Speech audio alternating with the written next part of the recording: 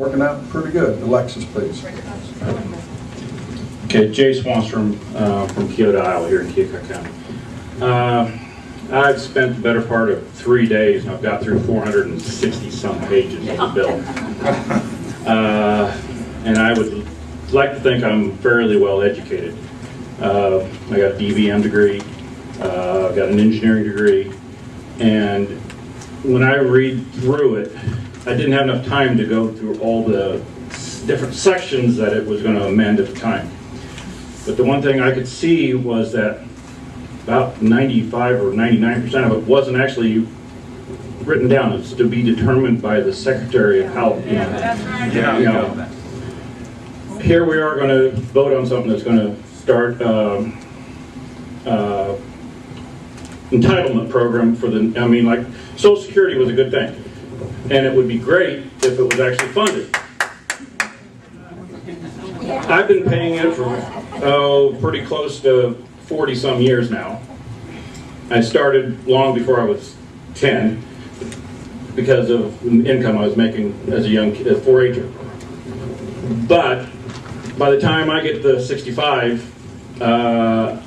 in 2025, it's already said it's going to be, unfunded, unreasonable to keep going. Medicare you brought up as being a good thing. It's actually going to go, and they've redesigned it several times. Let's have a little dialogue, and you just keep the mic. Okay. Well, on the Social Security, I went to a lot of effort to try to learn about it, and more is going in than coming out, and it's, if nothing changes. If nothing changes. If it was actually kept the money in it when that was supposed to be there. But anyway, then if nothing changed, it would go down and go out there for another 20, 30 years. Even if nothing happened, that would maybe go below the mark and then level out.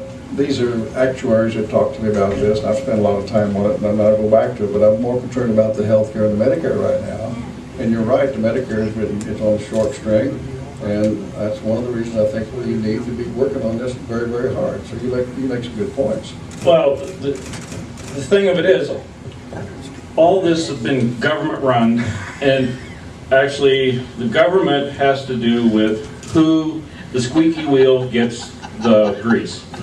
It's who actually cries the most gets the most money, or who can get by the best, United States has the best government money can buy. It's who do you get as lobbyists? Of course, the pharmacy industry is actually involved, and that was a big deal that when they came on board with it. But it's a no-brainer. If they're going to add 50 million more people to access to the drugs. We have a lot of people waiting for questions, so you're making a speech, and it's pretty interesting, but I think please get your question. Okay, thank you. No, let him make his question if he's got one at the end of it. Okay, at the very end of it is, it goes back to Medicare, where you said you're hoping to get Medicare so Iowa gets a fair share.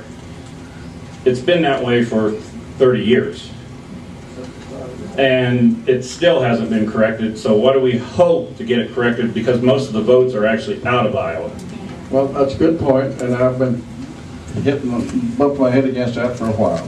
And so anyway, at this time, the other states that are in this disparity situation, we got together, we spent a lot of hours on this, and there's language in this draft, and I want to again refer to it as a draft, that will address this and use the Institute of Medicine, which you as a medical person would understand that, of course, and have them come back with a recommendation, and then once that's done, then they would, which would give them a couple years to do it, but that's it. During that time, if this draft ends up the way it's written, those like Iowa and the disparate states would get some assistance to stop this disparity. And this looks to me like it's our first chance since I've been there, Doc, that we got a chance to fix this thing, and I hope that we can.